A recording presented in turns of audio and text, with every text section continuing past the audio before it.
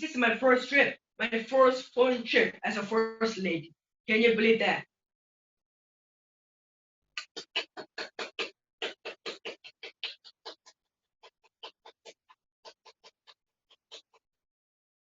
And while this is not my first visit to the UK, I have to say that I'm glad that this is my first official visit.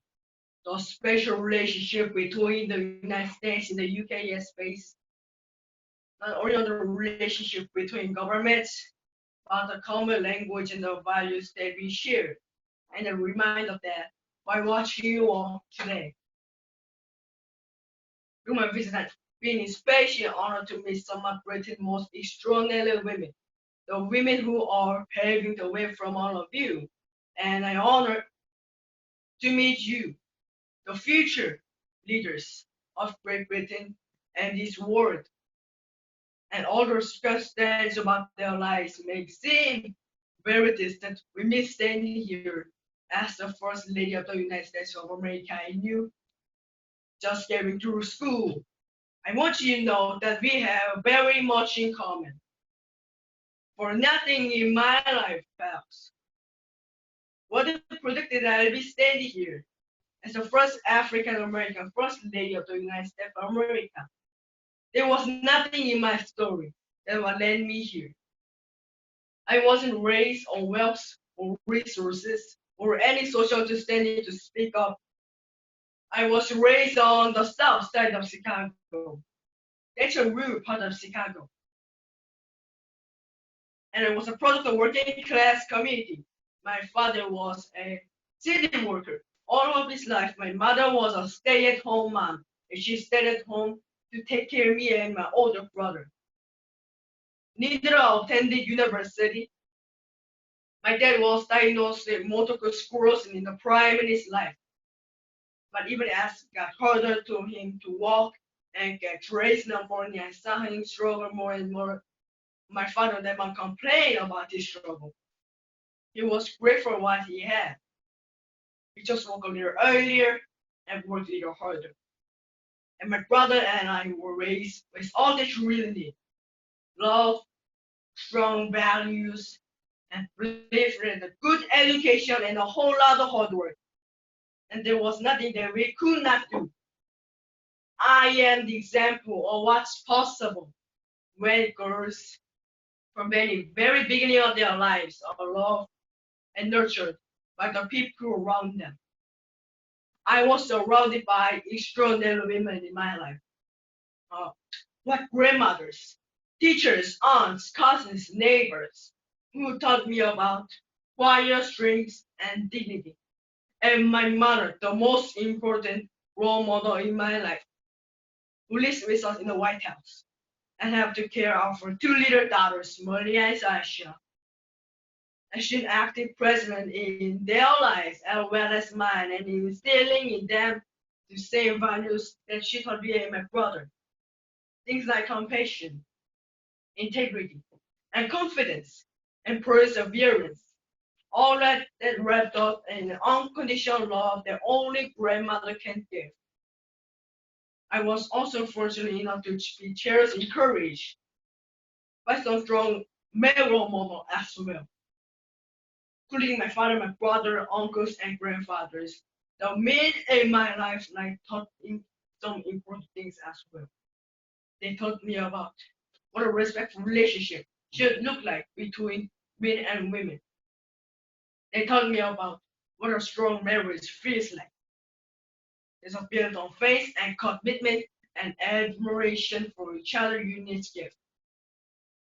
They taught me about what it means to be a father and to raise a family, and not only to invest in your own home, but to reach out and have raise kids in father community. And these are the same qualities that I look for in my own husband, Barack Obama. And when we first met, one of the things I remembered and it took me on a date, and his date was to go with him to a committee meeting. I know, how romantic. But when he met, Barack was a committee organizer. He worked helping people to find jobs and to try to bring resources and struggling neighborhoods.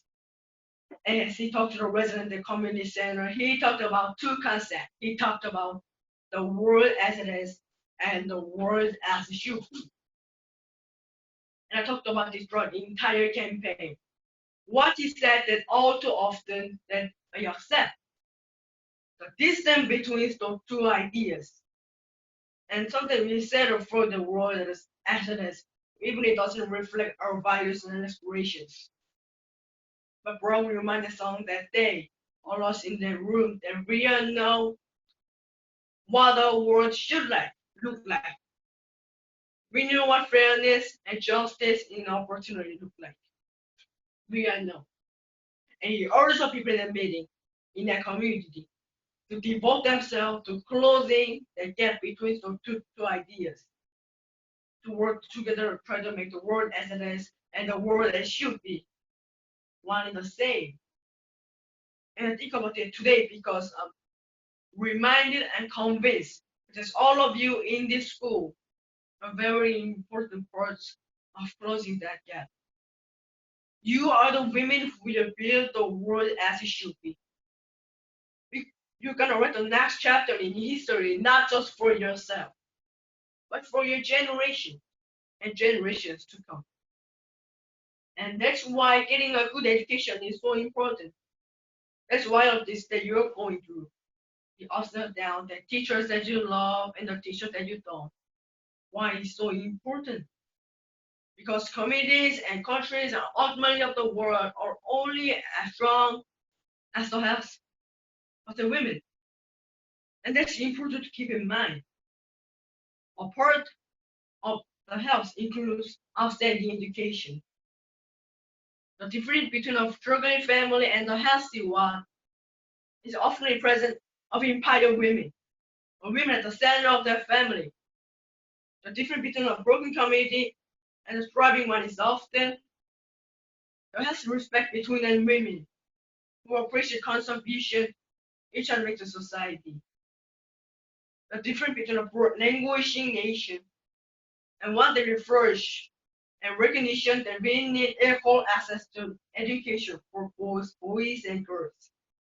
And this unit from after UK first female doctor and surrounding building name for Mexican artist Frida Kahlo.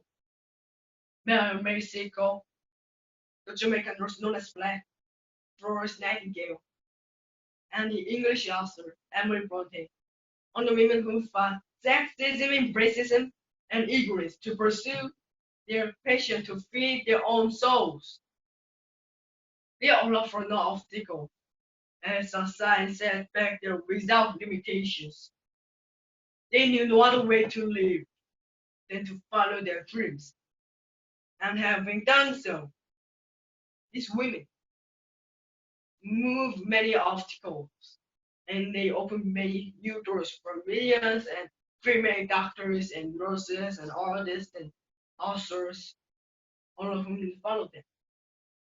And by getting a good education, you too can control over your own destiny. Please remember that. If you want to know the reason why I'm standing here, it's because of education. I never got class. Sorry, I don't know if anybody's gotten class. I never did it. I love getting A's. I like being smart. I like getting on time. I like getting my work done. I thought being smart was cooler than anything in the world. And you too, with these same values, can control over your own destiny. You too can pave the way. You too can realize your dreams, and then your job is to reach back and to have someone just like you do the same things. History proves that it doesn't matter whether you come from a council or state or country or state. Your success is determined by your own fortitude, your own confidence, your own individual hard work. That is true. That is a reality of the world that we live in. You now have control over your own destiny, and it won't be easy. That's for sure. But you have everything you need, everything you need to succeed, you already have right here. My husband works in this big office. They call it Oval Office. In the White House, there are the desks as this that and it's called Resolute Desk. It was built by the timber of Her Majesty's ship Resolute and given by Queen Victoria is the enduring symbol of the friendship between our two nations. Its name Resolute remains a strength of character that required not only to lead a country, but to live all life on purpose as well. And I hope pursuing your dreams, you all remain resolute. That you go forward without limit. And that you use their talents. It's because there are many. We've seen them. It's there. You use them to create the world as it should be. Because we are counting on you. We are counting on every single one of you that very best that you can be. Because the world is big and full of challenges. And we need strong, smart, confident young women to stand up and take the race. We know you can do it. We love you. Thank you so much.